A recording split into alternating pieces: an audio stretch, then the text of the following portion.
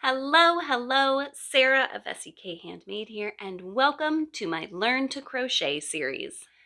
Today, I want to share with you the important difference between a yarn over and a yarn under. I'm also going to give you a few tips on how to turn and twist your hook to make grabbing those loops a little easier. Let's go.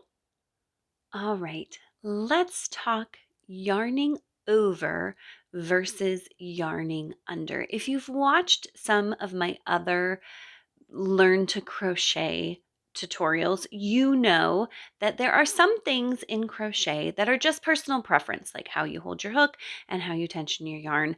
But yarning over versus yarning under shapes your stitches differently. So it is not a matter of personal preference. There is 100% a right and a wrong way to do it. And I think many people who are just learning to crochet, they don't know that there's a difference, and so they don't know perhaps that they're doing it the wrong way, and then they just think that that's how things go.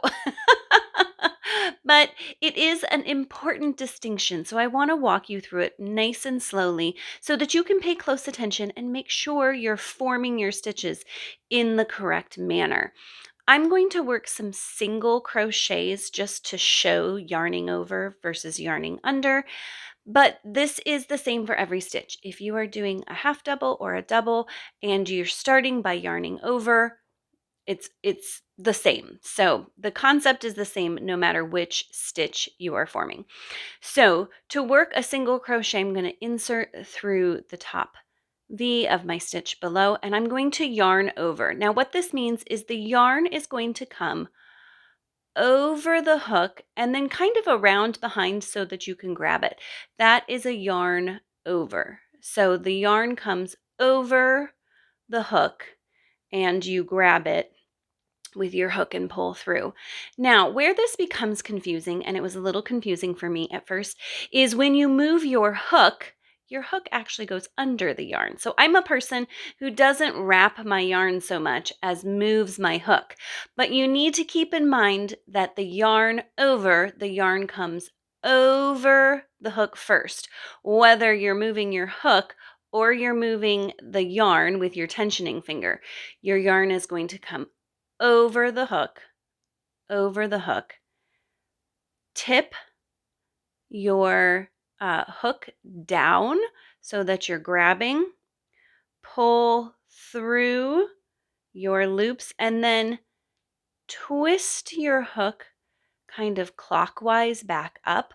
That's a motion that has just become second nature to me, but working like that is really going to, and practicing it now so that it can become second nature to you, is going to allow your loops to stay on your hook. So if you're having a lot of problems with them slipping off, that's the main tip for me. You're going to grab your yarn by turning your hook down and then always kind of rotating counterclockwise and lifting up.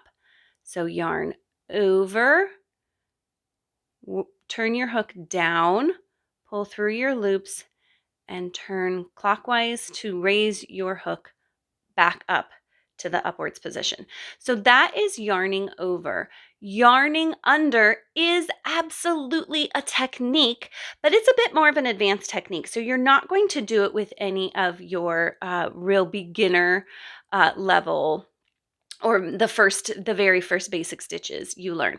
So you're going to insert your hook the same way no matter what stitch you're doing.